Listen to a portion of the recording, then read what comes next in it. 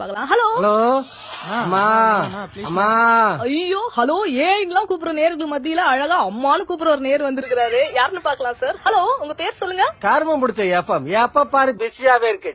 Sir உங்க line connect ஆயிடுச்சு sir. கொஞ்சம் பார்த்து பேசுங்க சார். சாரிமா லைன் கிடைக்கலையோன்னு கொஞ்சம் வருத்தப்பட்டேன். ரொம்ப நல்லா வருத்தப்பட்டீங்க போங்க.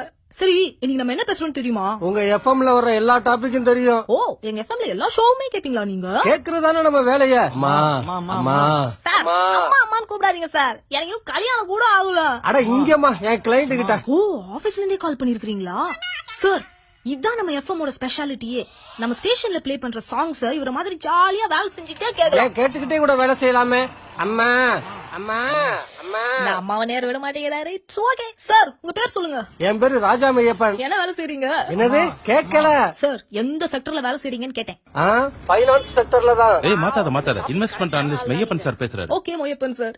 இந்தியால வறுமையை ஒழிக்க உங்க ஐடியா என்ன சொல்லுங்க. இங்க பாருமா, இந்தியாவுல ஏழைகளே இல்லாம போறதுக்கு ஒரே வழி 1000 ரூபாய் நோட்டு 500 ரூபாய் நோட்டை ஒழிக்கிறது தான். சார் என்ன சார் முன்னாடி போக வழி கேட்டா நீங்க பாட்டுக்கு 50 100 பின்னாடி போக வழி சொல்றீங்க.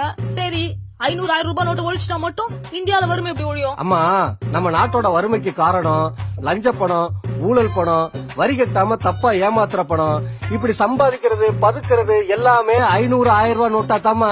நாட்டுல இருக்கிற 20% பேர் தான் 500 ரூபாய் 1000 ரூபாய் நோட்டை யூஸ் பண்றவங்க. மீதி இருக்கிற 80% பேரு 1 2 1000 ரூபாய் நோட்டை வச்சுக்கிட்டு சில்லறை தேடிக்கிட்டு அலைகிறவங்க. புரியுதா சார்? சூப்பர் மேட்டர் சொல்றீங்க. கொஞ்சம் நேயர்களுக்கும் புரியுற மாதிரி சொல்லுங்க.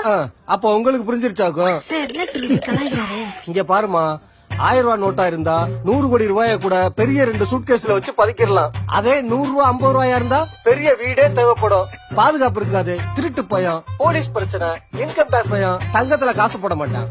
ஏன்னா விலை நிலை இல்ல. ரியல் எஸ்டேட்ல போடலாம்னா ஆட்சி மாறணும்னு புடிங்கிருவான்னு பயம். அப்ப வேற வழி இல்லாம பேங்க்ல தான் போட்டாகணும். பேங்க்ல போட்டா வரி கட்டணும்.